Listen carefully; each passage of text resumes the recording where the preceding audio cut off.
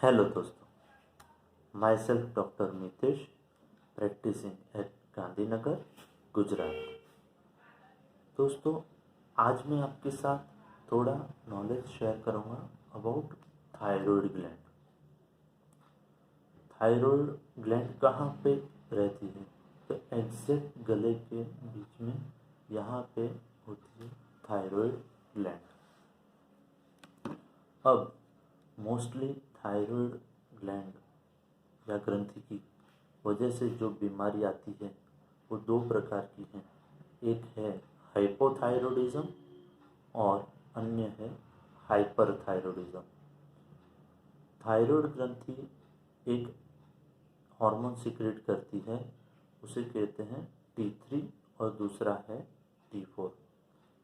जब T3 और T4 की मात्रा कम होती है तो उस बीमारी को हम कहते हैं हाइपोथायरॉयडिज्म, और T3 और T4 की मात्रा ज़्यादा होती है तो हम उसे कहेंगे हाइपरथायरॉयडिज्म। अब T3 और T4 का डायरेक्ट कनेक्शन है ब्रेन में से पिट्यूटरी ग्लैंड में से सीक्रेट होने वाले हार्मोन थायराइड स्टिमुलेटिंग हार्मोन। जब TSH ब्रेन से सीक्रेट कम होता है तब T3 और T4 बढ़ जाता है, उसे कहेंगे हाइपरथायरॉयडिज्म। और जब TSH ब्रेन में से ज़्यादा सीक्रेट होता है उसकी वजह से T3 और T4 कम हो जाता है, उसे हम कहेंगे हाइपोथायरॉयडिज्म। बेसिकली बताऊं तो T3 और T4 बढ़ेगा तो हम उसको हाइपरथायरॉयडिज्म कहेंगे, और T3 और T4 कम होगा तो हम उसे हाइपोथायरॉयडिज्म कहेंगे। अब पहले हाइपोथायरॉयडिज्म के लक्षण। हाइपोथायरॉयडिज्म में पहला तो फर्स्ट चिन्ह है मोटापा, ओबेसिटी, वेट बढ़ता है। उसके साथ साथ हेयर लॉस, हेयर कम होने लगते हैं, पतले होने लगते हैं, तो उससे थोड़ा आइडिया आ सकता है कि पेशेंट को हाइपोथायरॉयडिज्म है। थर्ड थिंग है ड्राई स्किन, ड्राई स्किन हो जाती है तो उससे भी पता चल सकता है।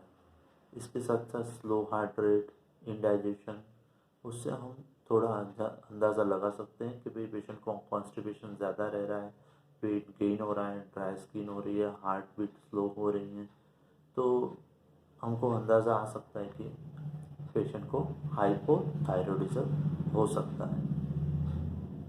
अब आते हैं हाइपरथायरॉयडिज्म।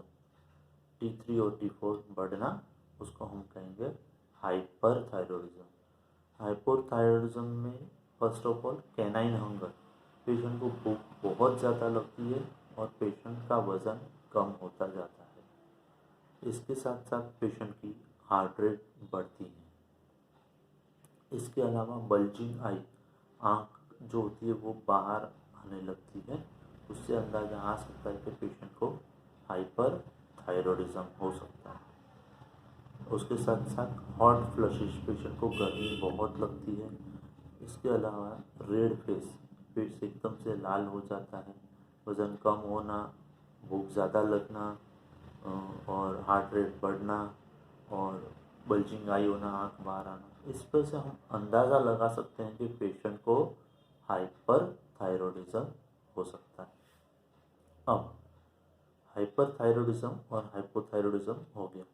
इसके अलावा थायराइड ग्लैंड का अन्य रोग है गॉइटर। गॉइटर में भी थायराइड ग्लैंड बढ़ती है, बट उसमें आयोडीन की कमी होती है, उसकी वजह से थायराइड ग्लैंड बढ़ती है। उसमें आयोडीन युक्त नमक या आयोडीन युक्त खुराक खाने से ये रिकवर हो जाती है। ऐसे केस में दवाई कम ज़रूरत पड़ती है। और चौथा है थायरोडाइटिस, थायराइड ग्लैंड का इन्फ्लामेशन होना। थायरोडाइटिस में फीवर आता है, और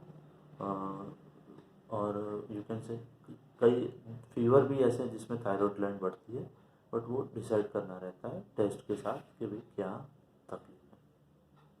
अब आता है ट्रीटमेंट पार्ट।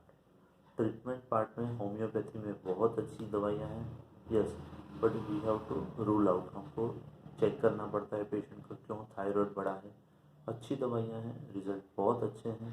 जैसे दवाइयों का मैं नाम बताऊं तो calcarea carbonica, iodatum and आयोडम vitamin से, और फिर कोनियमैक, बेरेटा कार, फॉस्फोरस, आर्निका, कई दवाएं, थेलियम, कई दवाइयाँ हैं जो हमको थायराइड हार्मोन बैलेंस करने में हेल्प करती हैं।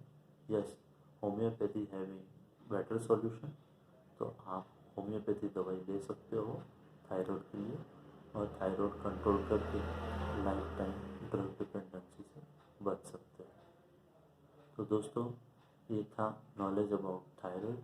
आपको मेरा वीडियो पसंद आया हो तो मेरी चैनल को लाइक करो, सब्सक्राइब करो, शेयर करो।